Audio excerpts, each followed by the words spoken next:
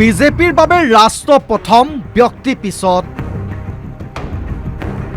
পিছে বিজেপিৰ একাংশ নেতাৰ বাবে আকৌ ৰাষ্ট্ৰ কিংবা দল প্ৰথম নহয়। সিন্ডিকেট আৰু লুণ্ঠন ৰাজে প্ৰথম একাংশ বিজেপি নেতাৰ। ৰাষ্ট্ৰক সেৱা কৰিবলৈ ৰাজনীতিলৈ অহা একাংশ বিজেপিৰ নেতাৰ নৈতিক স্খলনে অসমত বিপদ মাতিছে বিজেপিৰ।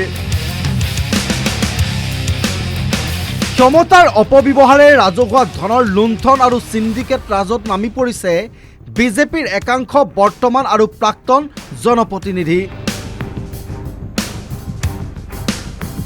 এইসকল নেতাৰ বাবে প্ৰথম প্ৰচণ্ড হ'ল সিন্ডিকেট ৰাজ। বিধায়ক হোৱাৰ আগলৈকে মুখত আখৈ ফুটা দি ফুটে ৰাষ্ট্ৰপ্ৰেম আৰু ক্ষমতা পোৱাৰ পিছত দেশ জাতিৰ স্বাৰ্থ এৰি নামি পৰে সিন্ডিকেটত। ছাগলীয়াৰ স্কেপ সিন্ডিকেটত জড়িত বিজেপি নেতা। প্ৰাক্তন বিধায়কৰ নাম লৈ সিন্ডিকেট। এবাৰ বিধায়ক হৈয়ে ছাগলীয়াত আত্মীয়ক সিন্ডিকেট চলোৱাৰ লাইচেন্স দিলে এজন বিজেপি নেতাই। গোলকগঞ্জৰ এইজন প্ৰাক্তন বিধায়কৰ নাম লৈ ছাগলীয়াত চলিছে স্কেপ আৰু মাছৰ সিন্ডিকেট। সিন্ডিকেটৰ মাষ্টাৰ মাইণ্ড প্ৰাক্তন বিধায়কৰ ভতিজা দীপাংকৰ। সিন্ডিকেটৰ নেতৃত্বত আবু, কানু, কাদেৰ আৰু সেলিম।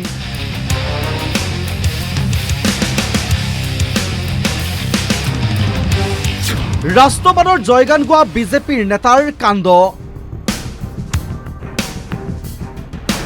সততে ৰাষ্ট্ৰবাদৰ জয়গান গোৱা বিজেপিৰ নেতা তথা গোলকগঞ্জৰ প্ৰাক্তন বিধায়কৰ ভতিজা এইজন দীপাংকৰ চৰকাৰ। এই দীপাংকৰ জৰিয়তে ছাগলীয়াত সিন্ডিকেট গঢ়ি পকেট গৰম কৰাৰ অভিযোগ প্ৰাক্তন বিধায়কজনৰ বিৰুদ্ধে। দীপাংকৰৰ সহযোগী ক্ৰমে আবু, কানু, সেলিম আৰু কাদেৰ। ছাগলীয়া আৰক্ষীৰ সৈতে বুজাবুজিৰে স্কেপ পৰিবাহী গাড়ী পাৰ কৰাই আবু, কানু, সেলিম আৰু মুস্তাফাই।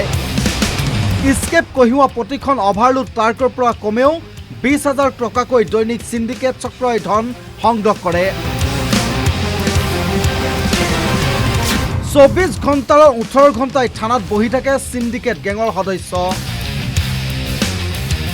আৰক্ষীক মেনেজ কৰিবলৈ 24 ঘণ্টাৰ 18 ঘণ্টাই ছাগলীয়া আৰক্ষী চকীত বহি থাকে সিন্ডিকেট গেঙৰ সদস্য কাদেৰ আৰু সেলিম।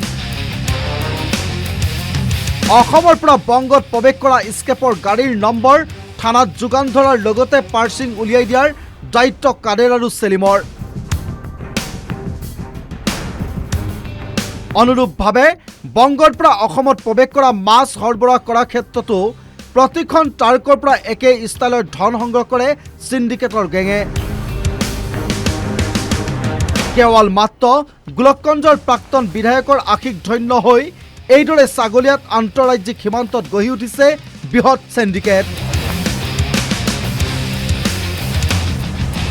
এতিয়া প্ৰশ্ন হ'ল প্ৰাক্তন বিধায়কৰ জৰিয়তে বাজপেয়ী ভৱন কিংবা তথাকথিত ৰাষ্ট্ৰবাদীৰ নেতাৰ জেপলৈ যায় নেকি স্কেপ আৰু মাছ সিন্ডিকেটৰ ধন? পৰৱৰ্তী প্ৰতিবেদনত সকলো ফাদিল হ'ব। Bureau report, the news plus.